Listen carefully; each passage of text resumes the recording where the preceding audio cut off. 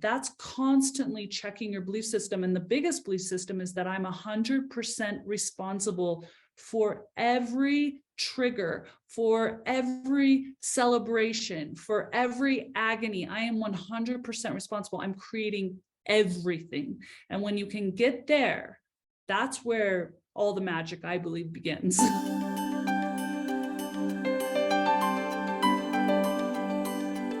Hi, everybody. A warm welcome to Wisdom from North, the Nordic platform for personal development and spiritual growth. I'm Jannike, and today you're going to meet Danette May. Danette is a world-renowned coach. She's the best-selling author of The Rise and Embrace Abundance. She's also a founder of the Rise movement and a keynote speaker at Mindvalley, and so much more. I really loved our conversation. We went really deep. I was very vulnerable and open. She was vulnerable and open. Today, she's really sharing how she went from a deep struggle to the beautiful life she's living today. And I've always found that so inspiring to listen to, because I remember when I was deep down in my depression, what really held me up was teachers who said, I've been there as well, and look at where I am today. If I can do it, then you can do it as well. We also dived into belief systems, how beliefs are everything, and how that changed her life to change her beliefs. And then we also spoke about love, to live in that frequency of love. But what does that mean? How do we do that when we're full of anger and irritation, perhaps? Or just life happens and life is difficult sometimes. How can we then live from love? Well, in this interview, you'll learn about Danette's perspectives. Now, guys, I also want to share that I've actually started a podcast. I'm super excited about it. It's finally happening. I don't know why it hasn't happened sooner, but finally it's here. It's called Wisdom from North. It's in English. I have one in Norwegian as well. You can find it where you listen to podcasts. Now, let's meet Danette and learn from her perspectives. Hello, Danette. How are you doing today? And much welcome. Thank you. I'm excited to be here. I'm excited to see what you have up your sleeve for a topic and where you want to take this episode. I'm super curious. Yeah, I love that you say that, because I actually never know myself. I trust the divine. I've done over 400 interviews and I never know where these interviews are ending up. So it's really like a beautiful exercise for me to be in the present moment, because I feel that what is going to come out will actually come out for the viewers and for us as well. So we'll see where we're going today. But I wanted to let you know that I discovered you in this challenge. It was a girlfriend of mine, because we were speaking about that, we were dating and stuff like that. And she was like, oh, you got to check out this amazing challenge with Danette May, like 21 days challenge on how to find, the love of your life. So I started taking that. And the reason why I really resonated with you and just jumped into that challenge, even though I didn't know who you were, it was because of your story. And we can go back, to the challenge afterwards and finding your love and everything. But to me, it's just such a testimonial when somebody has really been through a struggle and has transformed their lives completely. Like, that's what I find the most interesting to hear. Because right now, you look gorgeous. I know you have a beautiful relationship and friendship, and you've written this amazing book, Embrace Abundance. You're so successful. And then if I didn't hear your story, I couldn't identify with you, right? But when I've heard that, I'm like, oh, wow, she has, a journey here. How did she managed to turn her life around? So I would love for you to share a bit about your story, how you came where you are today, and what you actually had to meet in yourself and go through before you were able to transform your life. Yeah, and I'll share, as we all know, like, these stories of our lives are so encompassing, and they have all sorts of different filaments to them. But what I want to do is just really feel into, and I love that you're saying that you just listen to the divine, because I'm going to do the same thing of like, what does this listener that's listening right now really want to hear about this evolution of my story, and how you can find your story and my story, because there are so many aspects. But I can tell you right now that without all that chaos and without the hurt and the pain and what really led me to self-discovery within myself, I wouldn't be sitting here today. And I don't know if that little nugget is exactly what someone needs to hear that's in the fire right now, because we are all going to hit that refiner's fire at some point in our life, sometimes multiple times, but we're going to hit it. And in that moment, it feels so hot. It feels so chaotic. It feels so unbelievable painful that you can't see through the light. You cannot see that your life could possibly be magnificent and become powerful. And I want to just be this light, this mirror, that it is in these moments, if we choose it, that we are in this refiner's fire, this molding, so that we can shift off these identities and these characters that we've taken on from childhood, maybe even before conception, and are operating from. And then it's in this chaos that everything's molding and breaking down so that you can evolve into the truest character of who you've always been. And that's really what happened for me. So, you know, my life really at this early stage, which I'm like, I always am laughing. I'm like, how long ago was this? Because I feel like I'm just evolving every day. Like I'm like in a whole new trajectory that I just was like 2 days ago, because I got back from Costa Rica. But I really grew up in a family where strict religious views were placed on me, probably like a lot of people. And you know, my family loved me. I grew up with all brothers. I had no sisters. So I was shaped from an early age that women do this and men do this, and this is how you operate. And the religion I was in was like, I would not be wearing this right now. No one in my religion wears this. Like, you don't show your arms, and you definitely don't wear anything above your knees. So everything within me was very kind of constricted. And my personalities to do everything full out. So I was full out in that religion. I was the biggest judger of anyone who showed their arms or did things outside the parameters. And this led me to the relationship I chose in my first marriage. I wanted to choose someone who was faithful in the faith and would take me to the kingdom of heaven. And, you know, it really led me on the path of, now I'm married. I am turning off any voice of intuition within myself, because if it doesn't align with this religion, with this marriage, with these decisions I've made, I'm turning it off. So here I am, this girl who's doing her best, but the intuition's turned off. And I find myself pregnant with my second child. And, you know, I really am so grateful for this child who has passed on, because I believe it was in their passing, now in the pain of it, I didn't understand it fully, was my invitation to wake up. And losing my son, going home from that hospital, spiraling into deep depression, looking at my relationship, looking at my life, and just hitting what was my rock bottom made me go, I don't care anymore. And there's a beautiful gift in not caring anymore and just being like, I don't care about anything. And there's almost like this little bud gets to be formed of like, well, who are you? What do you care about? If you're not going to try to please anyone, then who are you going to be? And I had an older daughter at that time. So I had a lot to live for her. But even though I was in deep depression, and there were moments in my first book, I talk about it vulnerably for the first time, which was called The Rise, that book. And I wanted to take my life. And there was one moment when I tried, and it was because I just had lost my way. And I felt this immense guilt around losing my son, because I did have a moment where my intuition told me something was wrong.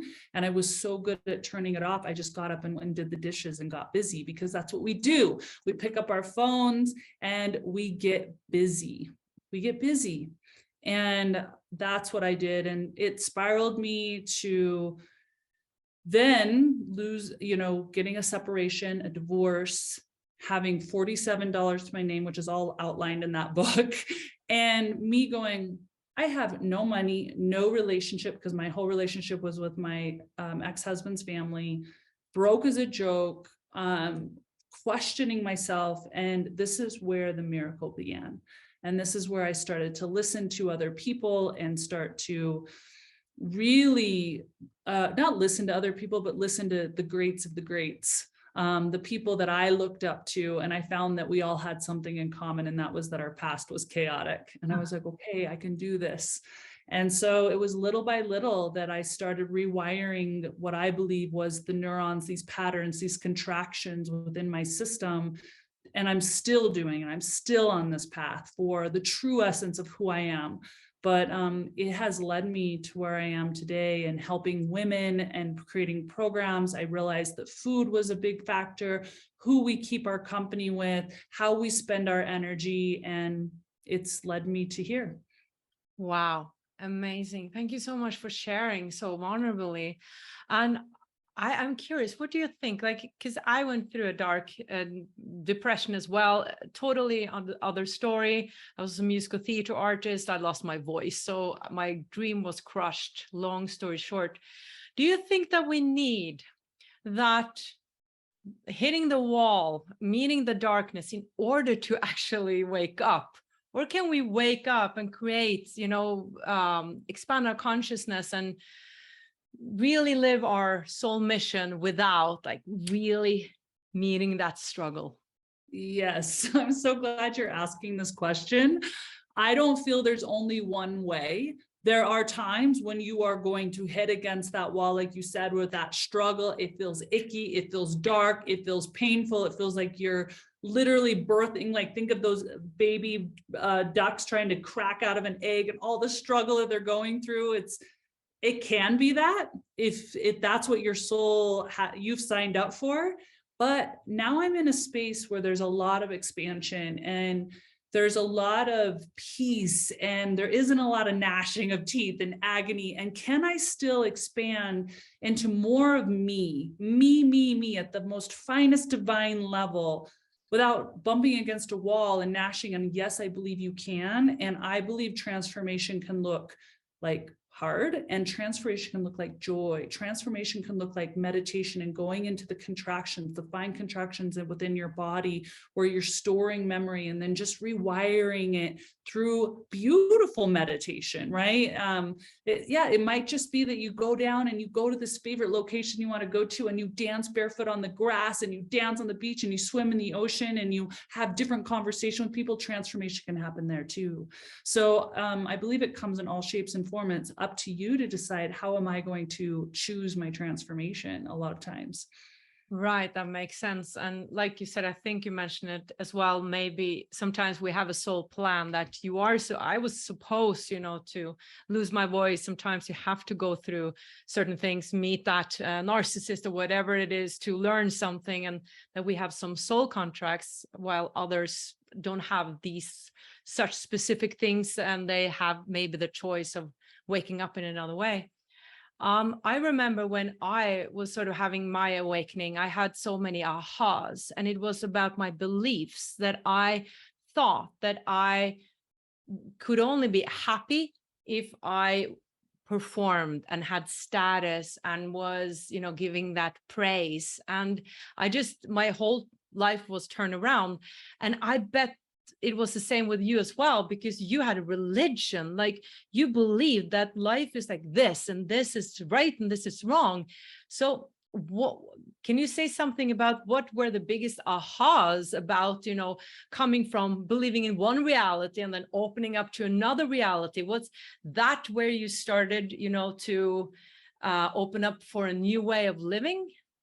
Yeah, it's complex, because I feel like I'm still in this journey of going, why am I believing this? And where was this belief system planted within me that I took on, that I believe it? This is one of the hardest things for all humans, because once we declare we believe in something, we're seeing this on a universal scale more than ever. With what's going on in the world today, it's like when we take on an idea or a belief system, whether it's 3 months of that belief system, if it's years, it's even deeper. We have a very difficult time rewiring that within us as humans to create a new belief system. And we actually try to fight for the old belief system. We'll unconsciously fight for it. And so the greatest work we all can do is really looking at each belief system down to, I believe the sky is blue, or I believe the earth is round. where does this come from and why are we believing this?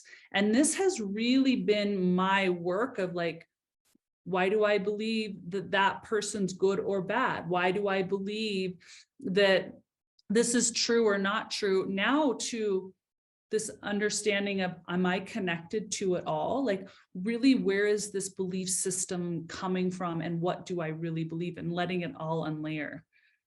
Wow. So are you saying that is the foundation of your work in a way? That I know you say that belief is everything. Belief is everything.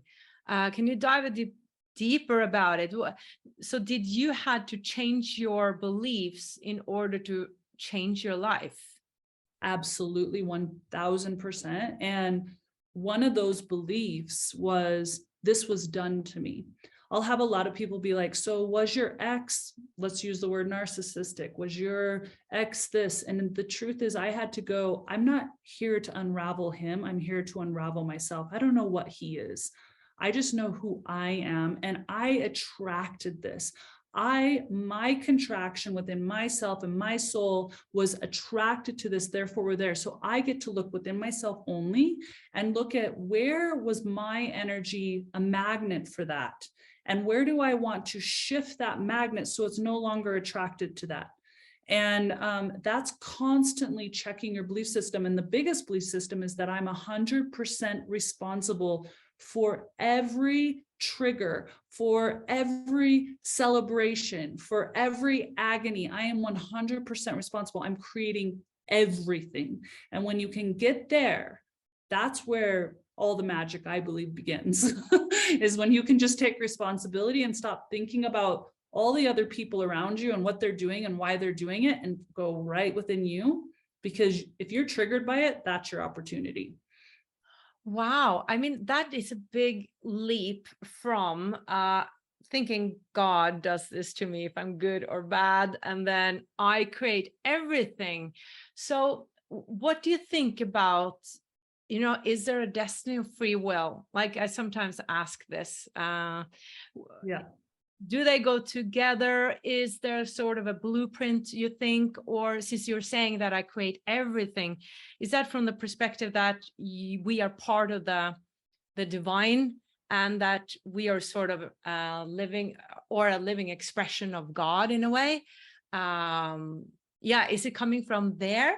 Or do you think also that there's a force out there that is also having a say in, what's happening? We're connecting today after I literally just got back from deep healing work in Costa Rica. So I have like really different eyes right now, and I'm like, wow, we're gonna go there. Okay. Why not? Why not? Here we go.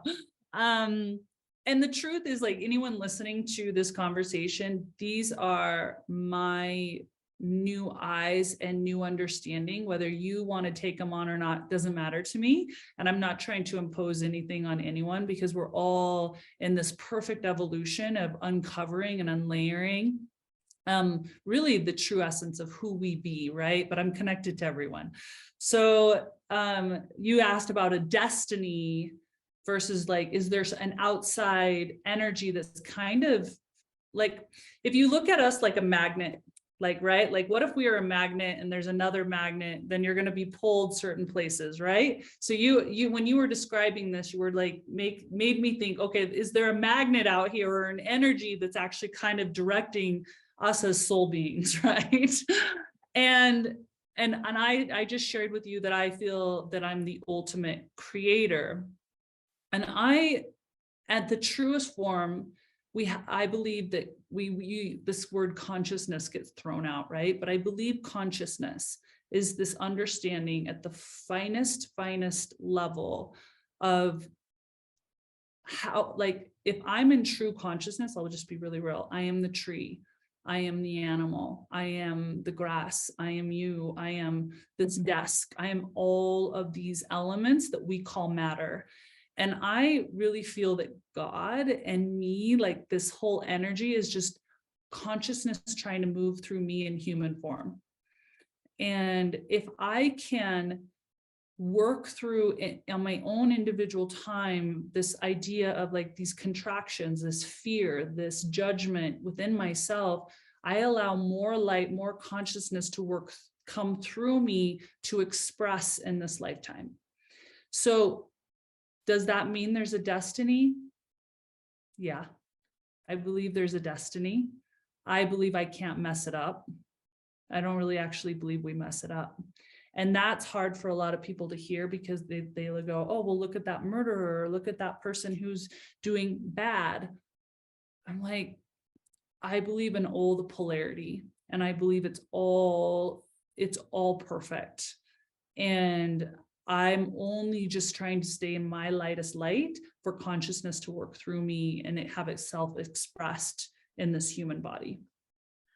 Oh, that's really beautiful. You can't mess it up, because I think so many people are feeling that they're messing up and disappointing some force, because I think this notion that we're being punished is just so deep in us. I can notice it myself, having like a Christian upbringing, but now like being spiritual, and I don't want to be associated with something Christian, because I think religion is wonderful, but it doesn't need spirituality, or it needs spirituality, but spirituality don't need religion. And it's been used in so many horrific ways as well, so I think religion is difficult in a way, and the interpretations have been used for power, so they have been distorted and stuff like that. Now I lost my thread. What were we speaking about? You were talking about how people feel like they can mess it up. Yeah. This punish thing. Yeah. And in Scandinavia or Norway, we've had Christianity for 1,000 years. And I think it's in our DNA, I think we've carrying that energy of being afraid of being punished by a god, and also the Norse gods, even before Christianity in the Nordic countries, we had, Thor and Odin. And so this is so deep in us, this punishment thing. And I think it will take some time before we come into that notion that there's nothing wrong with me, that there's nothing to fix, really. It's more to open up to that light that's there, and that I'm really loved. I'm not born sinful. I'm loved. And you also speak about, what did you say? That we need to change our frequency to love. Like that's the magic trick in a way. Can you speak a bit about that? Because that sounds so beautiful, right? And then I can notice that, yeah, I really want to do that. And then I just get really angry one day, or it's not going my way. And why is she not answering here? And this, why is he not answering me? And how can I get this to work, work-wise, that you can get frustrated, with colleagues and stuff like that. And then I feel frustration and irritation and anger. And then I remind myself, go into love. But I'm still frustrated. And then it feels a bit like fake if I'm going to go into love, because I'm actually a bit angry. Yeah. Beautiful. I love your honesty. And I'm not going to sit here and say, because I teach on the power frequency of love, that I'm always in it. We are in these human bodies, and we are learning this on a very profound level. And we also, like I said, we have, like you were just mentioning, DNA's worth of lineage of contraction meaning anything that is not the truth. So that you are sinful, that you are, and I'm not going to say that I think there's so many beautiful things to different religions. I think that there are beautiful threads that resonate, and there are things that you're like, that doesn't resonate, right? So as humans, we have all these emotions. And I'm going to get a little woo-woo out there. I believe that I don't know if I believe it at a hardcore level, but I suspect that if we really believe in aliens, which have all been kind of confirmed, I think they're intrigued by this human form that we're all living in, by the bounty of emotions we can hold and feel. And they're intrigued by that because there's power in the emotion. And if we can use that emotion, powerful things can happen, right? Beautiful things can happen. So instead of looking at anger as bad, it's an invitation for you to go, where is there a contraction in me around work, around someone not showing up, around someone saying that? Where is that within me? So I can send light to that thing. And it's just perfect, because that anger is the perfect invitation for you to look at, where is that contraction inside of me? Where, and then once you start thinking like that, it's like more grace, for one, and two, you start to go, oh, I need these emotions of frustration, anger at different times, or trigger, so that I can see where there's more work within me. And within that, you become, and the reason you brought up this love frequency is because people are, the big buzzword right now is manifesting. Like, how do you manifest? Like even Hay House, when I wrote Embrace Abundance, like, Danette, how did you do all this? Like, and the truth is, I haven't even started. Like, I'm still, for my next evolution, it's even going to feel like bigger, because I'm still learning about this power and this frequency of love, of how, when you can fine tune that, where you feel the anger, or you feel the frustration, and you can like sit with it within your body. Where is it in my body? Where is it in my body? I just felt frustration. Where, closing my eyes, where does that live in my body? Because it's really not about that person. It's really not about that business thing. And then you can unwire it within your system, because it could be lineage long, right? And then you can unwire it so you're operating from a whole different neurological pathway. Does that make sense? Yeah, it makes a lot of sense. So you're actually then meeting it with curiosity and love, and you see it's a purpose to that, that emotion. Because what I think we tend to do is judging it. You know, I'm such a horrible person. Why am I so angry? And I mean, it is really a message. I always hear this a lot. They'll be like, that person did this, this, this. You'll see it in circles when people are talking, right? Like in their sacred circle. And they're like, this person did it. And they're like, but I choose to love. And I'm like, that's where you are honest and be like, that feels fake. And it is fake, because you're not actually in the frequency of love just because you said you love them, because you're actually in the frequency of like talking about all the things that are annoying, right? Or that you feel they did wrong. So I always would just be an invitation, be like, it's okay to say all those things and to feel all those things. Why don't we just look at, where does that live inside the body of your body, and really go there, because you're going to find that has nothing to do with that person. You can unravel it far, far, far back. And then you're going to get into the frequency of love naturally, without trying to bypass, you know, the anger or the frustration. Yeah, I think that's about being more authentic, you know.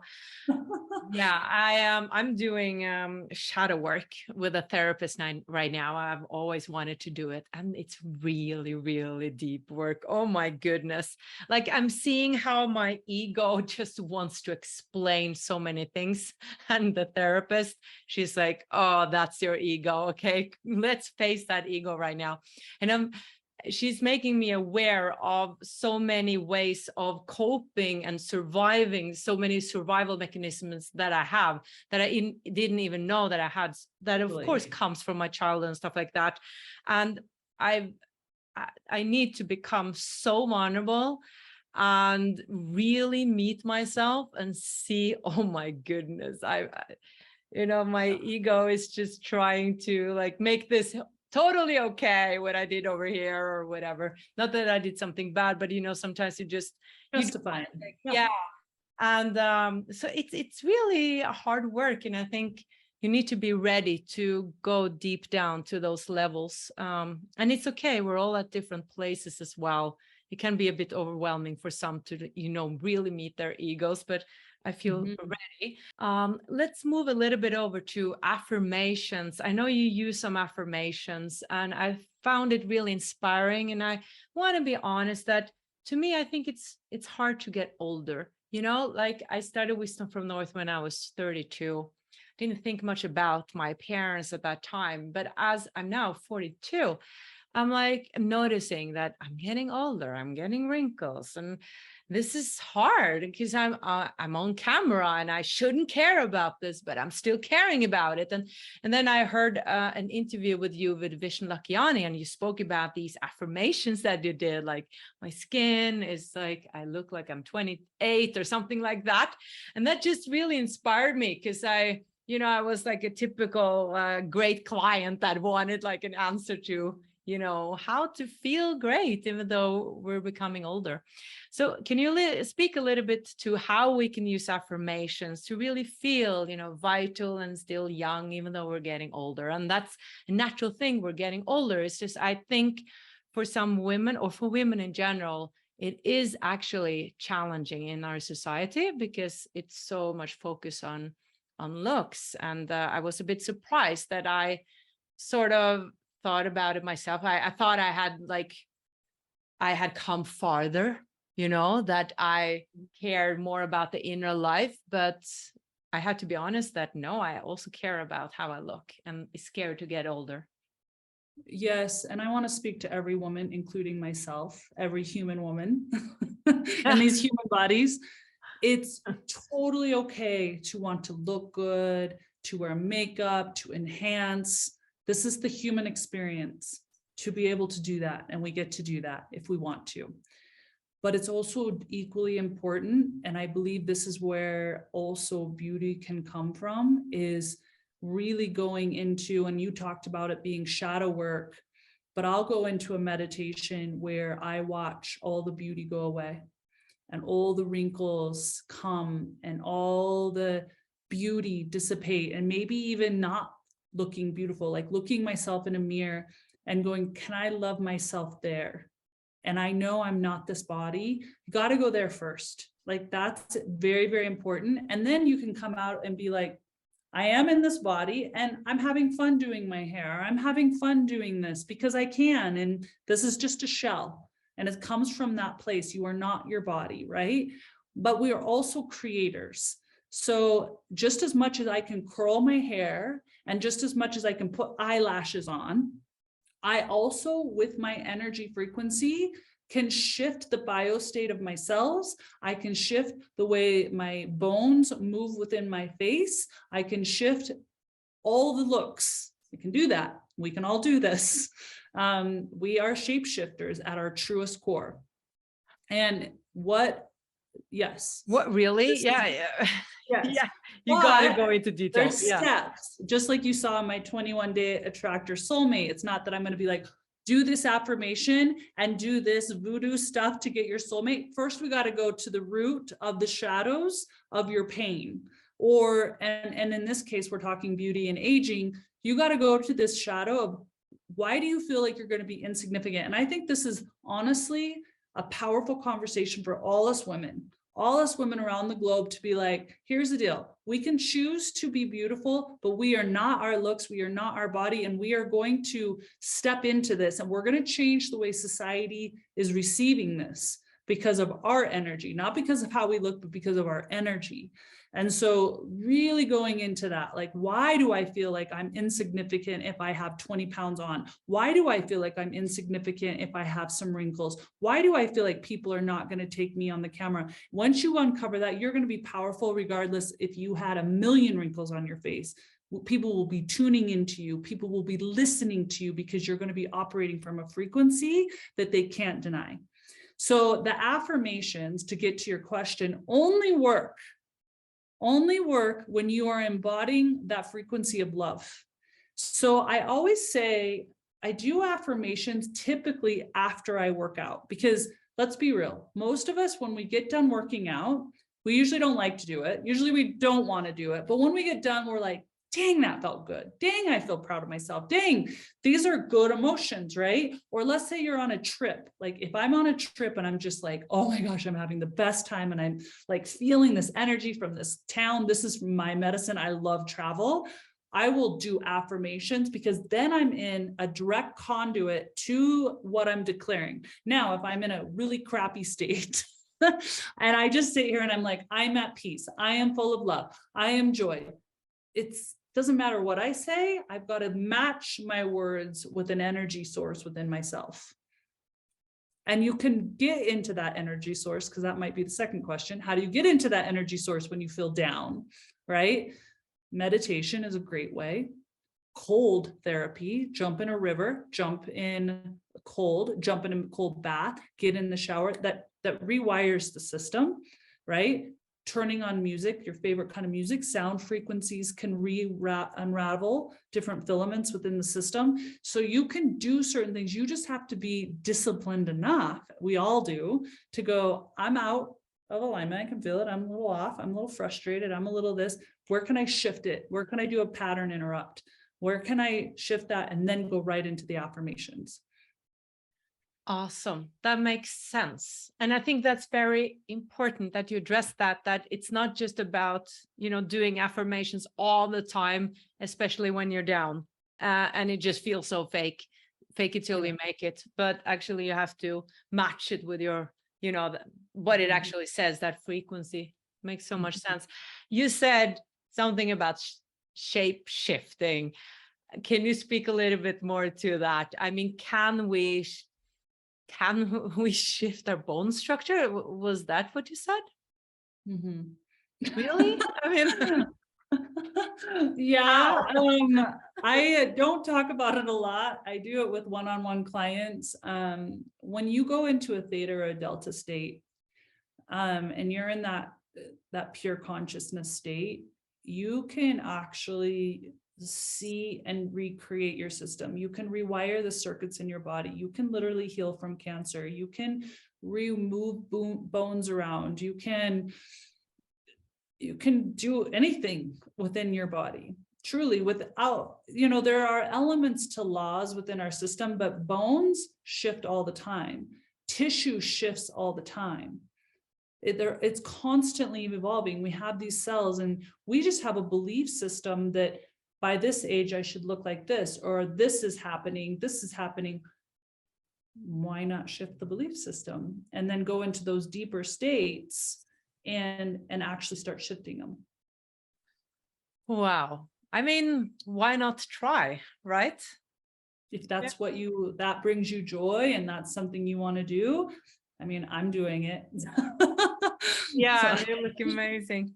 All right. So I know we have to wrap up soon. I wanted to jump back to the 21 days challenge about finding your soulmate. And you just told me before we went into this interview that a lot of people are finding their soulmates. So I think this can be, interesting for many singles out there. So what is that secret? I mean, 21 days, people have been single for years. What is the magic behind that challenge? Yeah, so it's called the 21-day Attract Your Soulmate Challenge. And you guys, the 21 days was a human way for me, in a marketing way. There's no magic to 21 other than your mind as a human goes, oh, I can do something for 21 days. If I can stick to something for 21 days. So I made it into 21 days. It doesn't mean that it can't happen in day 4, day 6, day 10. There is a system that I created for the very human parts of us, because we're going into phases. Now, this challenge isn't just for someone who's single. This challenge was for anyone who's in relationship as well, or choosing to be in a relationship where they want to be in relation with their highest self, a partner within their highest self. I'm not interested in doing anything for you to attract just anything, because I believe we all have a soul contract. And we can't mess it up, but it makes it a lot easier when you're with the soul contract partner, because then you're less contracted, you're less distracted. So this is where this work came from, was that I was like, we're all looking for these partners, or to enhance the partnership we're in. How can I help people so that they're in their highest conscious level of alignment, so that they're attracting that type of relationship in their life, so that they can stay on the thread and the light of their purpose, right? So that's where that came from. And so it's a 3-phase program of looking at these wounds that you may or may not be aware of around the opposite sex in most cases. Or if you're into like woman, or man, like what's that story? Where's this coming from, and how to unwire it? Because that's the first step. And then we go into understanding our power to be creators. And then on that 3rd week, you're like, and then there's a food component, because food is energy. And we're just like, if we're looking at like we're a car or we're a computer, We wouldn't throw our computer down, set it in hot heat. It's the same with food, like using food as a fuel so that we are actually in a higher frequency internally within ourselves so that we're more of a magnet. So it's a whole comprehensive program, and so many women that have actually done it. I mean, we have testimony after testimony of like, this is wild, like women in their 70s, women, I mean, relationships that have been through so many years of counseling, like better than ever. So it's fascinating when you can get to the energetic portion, not just this is step 1, step 2, but energetic level, what magic can happen. Wow, exciting. And my last question, I got curious. It seems like you're having a wonderful relationship.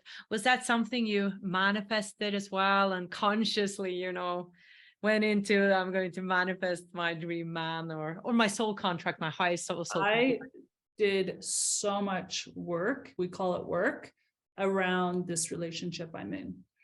I used meditation to call in. I looked at my wounds with my father, my wounds with men in general, my wounds within myself. I rewired those wounds. I wrote out things that my belief systems and really looked at them, dissected them, wrote out like what I'm truly desiring. I stepped into, okay, if I'm desiring this, I imagine this partner's gonna want this. Like I can't just have something that I'm not embodying.